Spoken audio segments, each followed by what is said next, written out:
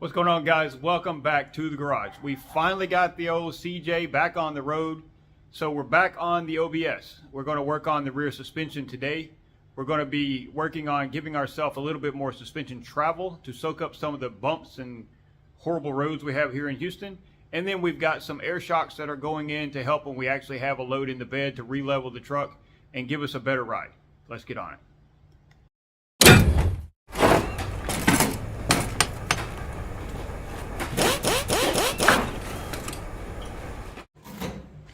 All right, first thing we're going to do is go over the new hardware I picked up. We've got a set of shock extension brackets here. There are a set of shock extension brackets on the truck, but the IHC drop kit, the brackets that come with it have to be welded. These are bolt-in, and they are secured by a bolt in the rear as opposed to having to be welded to the bracket. I'll show you when we get under there what I mean. So we're going to switch over to these because I don't have a welder, so we're going to use these. Next thing we've got is a set of air shocks from Monroe. These are actually for a 1972 Chevelle. They have the same mount points in the top and a very close similar mount point in the bottom.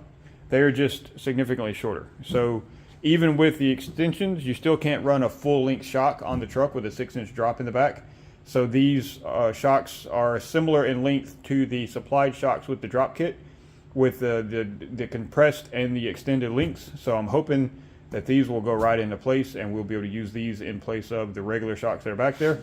And then of course you've got the hose kit and some bolts and stuff. So the idea here is to be able to run these with just like a pound or two of pressure, just to kind of give the rear end a little more support.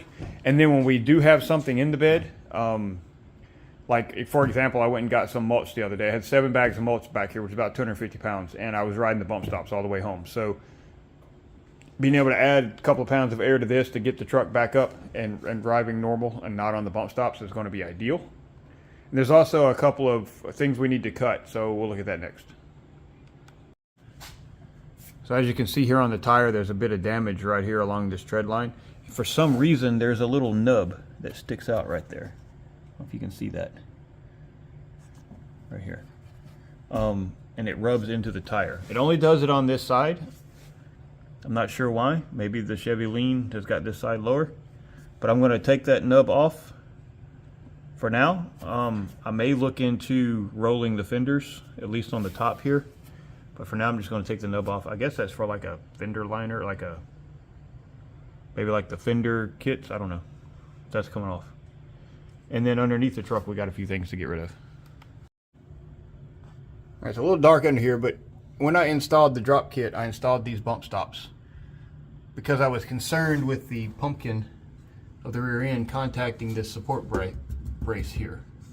It doesn't have much space at all, only a couple of inches, so I put the big bump stops in there to stop it. And so far, the only thing that's contacted has been the hoses. You can see a little bit of a rub mark right there.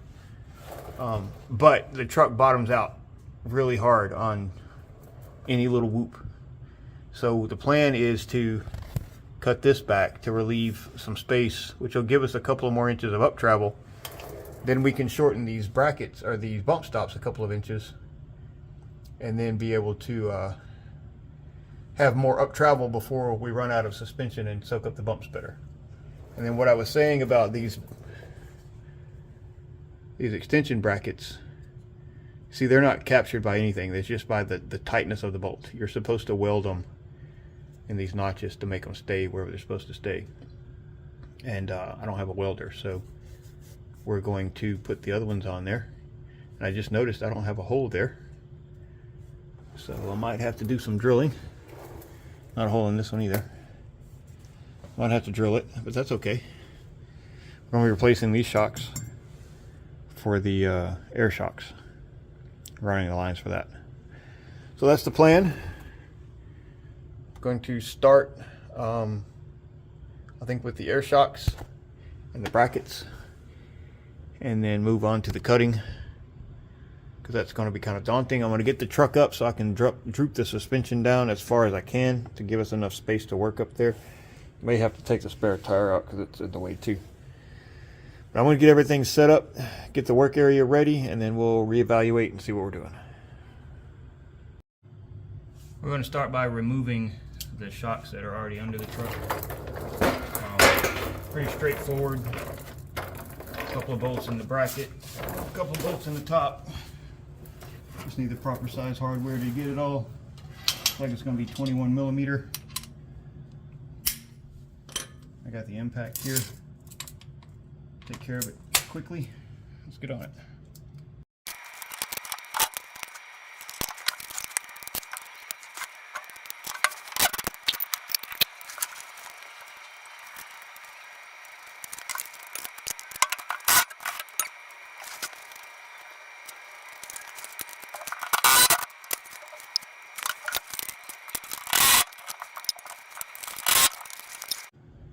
All right, so we got that shock out. Unfortunately, the top bolts are not a captured nut. They are a nut and bolt, so you got to use an end wrench to hold the top. It's kind of a pain in the butt, but they are out. So I'm going to grab the air shock and put it back in its place, and then we'll work on getting this lower bracket installed. All right, so here's the plan. So the hardware, the difference in these shocks and with the factory kit that comes with this, that's supposed to go on this truck, aside from the length, is the opening here in this grommet, this bushing. So the hardware that came with the kit fits snugly in there. You'd have to force it in pretty good, but it's too big to go through the truck bracket, right? So this is the bolt for the truck. It fits snugly in there, but it's loose in that. So what I did is I used a combination of some extensions and of my bench vise, and I pushed the sleeve out of the shocks that came with the kit, and I'm going to push those into here, and then that will fit this bolt, and then I think we'll be good. So I just got to get this in there. I got it started, so I know it'll fit. I just need to lube it up and smash it in there with the vise, and then we'll do the other side. Alright, so I'm working on getting these brackets installed, and I have to say I'm just a little confused. I assumed that this hole here would line up with this flat plate and bolt through if I drilled a hole, but it doesn't. It's behind it. So there's bolts on the side, or holes on the sides. Looks like that's what I'm going to have to bolt through, to drill through. The problem is I can't get a drill between that and the spring perch in order to drill that side, so I guess it's just going to be one bolt. I'm going to go ahead and get them installed, get that shock set up, and then we'll see how it looks. All right, shock number one is in place. I don't know how well you can see it from back here, but it is bolted in. I cannot get any of the side bolts in. There's not enough metal in that hole to put a bolt drill a hole through, so I just tighten them up really tight, and that tab across the back will keep it from going down too far. It's going to brace against itself there. So that side's in. I'm going to work on this other side, which would be a little easier to access, so hopefully it'll go quicker. This is a bit of a pain, but halfway there. All right, got the other shock installed. Everything's snugged up. Everything's looking good. Went ahead and drilled a hole here in the gas cap door up at the top, right there. That's where my filler valve is going to go. So now we got to start building the lines. So it comes with these tiny little rubber seals, and then these connectors. So the seals go down in that pocket, and then these caps screw down over the top of it to seal it up, and it looks like this when you're done. So I'm going to go ahead and set this one back in the hole for the filler. Start running the line. You just cut it with some side cutters or something like that. Super simple. Run one to each shock. Secure them so that they don't flop around and get chafed, and then we'll be done with this step. Let's go.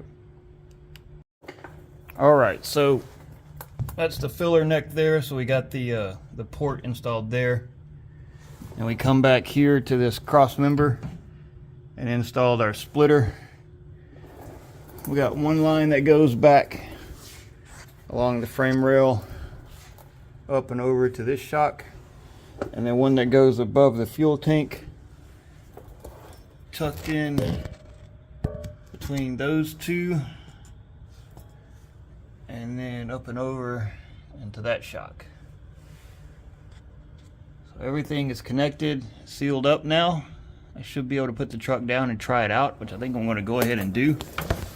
It's getting a little late tonight for the other things I had planned, so I think I'm going to go ahead and finish this one off, or finish this part of the project, try it out, and then come back tomorrow for the cutting and other stuff.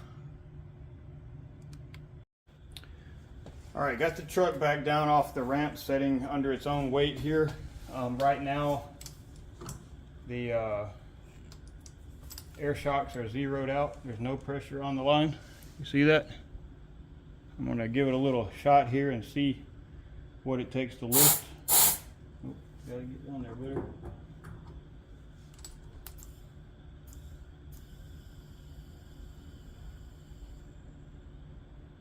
£25, it hasn't even really moved. It's at 40 pounds.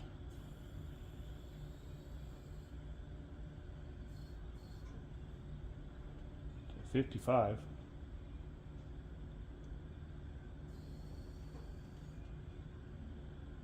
I need to look and see what the limits are. I mean, it's going up, but not as fast as I expected with 60 pounds of pressure in it. I'll do some research, figure out how they're supposed to work, and we'll let you know. Let them back down.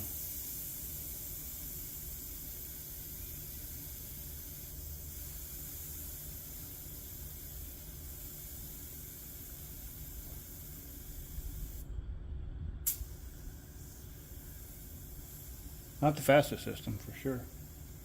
It is going back down, though.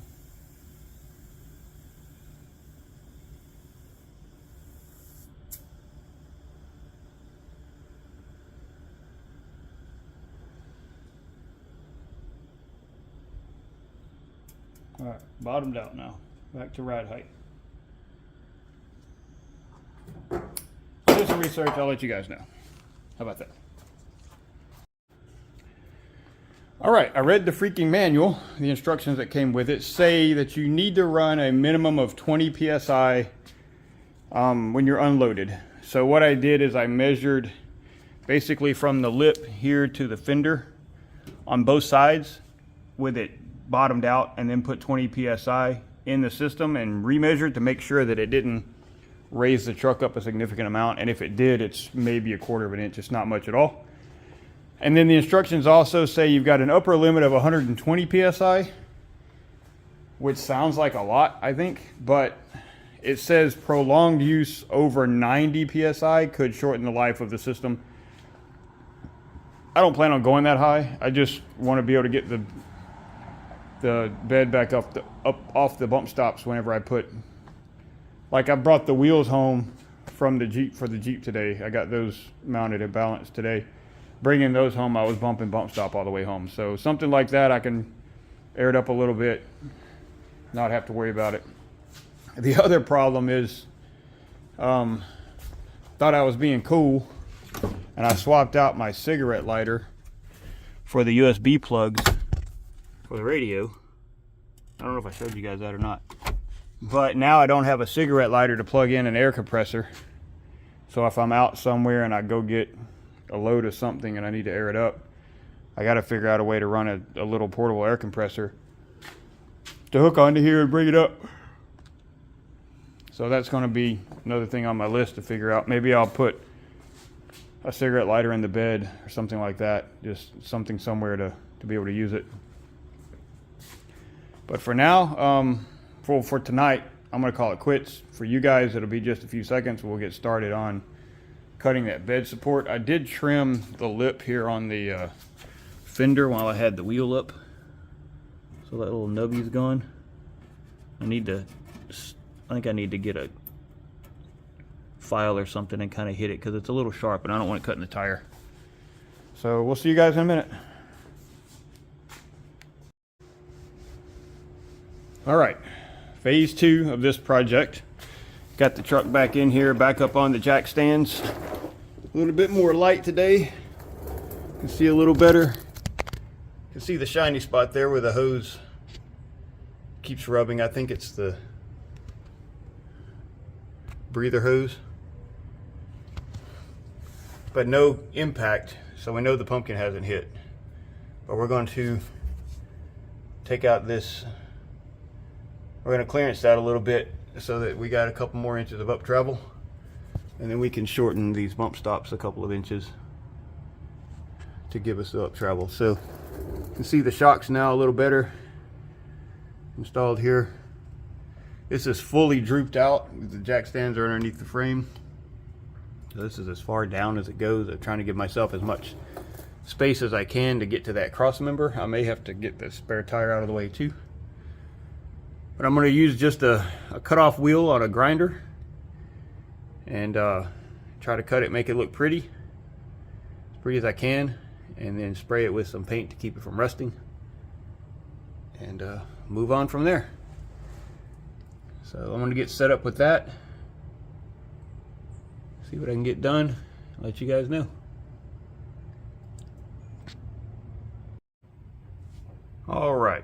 I got the spare tire out of the way, got some tape up there, kind of drew out the angle tack I want to use. Got some eye protection, got some gloves, new cut wheel on the grinder, and a light. I think I'm ready. Wish me luck. Hope it goes well. This side's going to be pretty easy. I think the other side's going to be a little harder, but there's quite a bit of space under here with the truck all the way up and no spare tires, so I can basically set up under here and work and not have to lay on my back, so that helps. All right, we'll get on it. All right, so that was an absolutely horrible experience. It's very hard to use an angle grinder under here without getting just blasted with spark. So I got it though. It's cut off. Best I can do. A chunk over here. So it's not pretty, but nobody will see it. I'm going to go ahead and pull that tape off and spray a little paint on it so it doesn't rust. And then we'll measure this piece and see how much more up travel we get. And then we can trim our bump stops. Progress. Alright, so with these bump stops, it looks like the shortest I'm going to be able to go is 1 inch shorter down to the main part of the bump, this part here.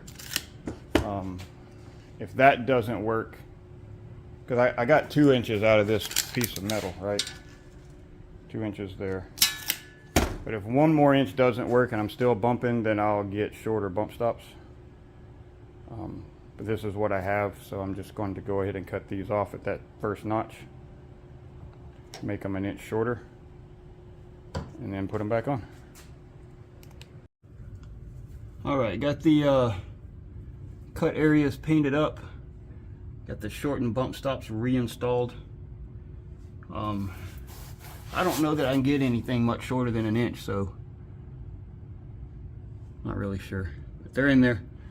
So the truck's setting back on its own weight on the ramps. I noticed that this bracket did not set the way it's supposed to, so I'm gonna loosen that up and readjust it under the weight of the truck so that it sets the way it's supposed to up against. You see there's a gap here, and then there's not much of a gap on this side there. So I guess I didn't get it tight enough, and when I drooped out the suspension, it pulled the bracket up. So I'm going to fix that real quick, and then this one should be done. We'll be able to check it out, take it for a drive, see what happens. Alright, I got that bracket readjusted, but I have a question for you guys. So from here to here on the driver's side is 17.5 inches. On this side, the passenger side, it's 19.5 inches. And the truck's setting under its own weight. It's got some pressure in the cylinders, but it's setting level. Is it normal for one side to be 2 inches longer than the other? I mean, that tells me that the mount point up there is 2 inches further away. I mean, it's kind of stretching out my shock there a little bit. I want to make sure that there's not going to be a problem expanding that shock too far. I don't know. You guys tell me. Is that normal? Alright guys, took it around the block. Took a little shakedown run. I got 20 PSI in the bags. Sorry, the lawn crew next door is running.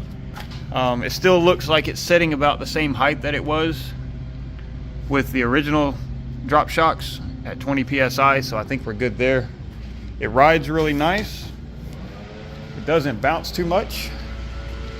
It actually feels a little smoother in the back. I'm kind of happy about that.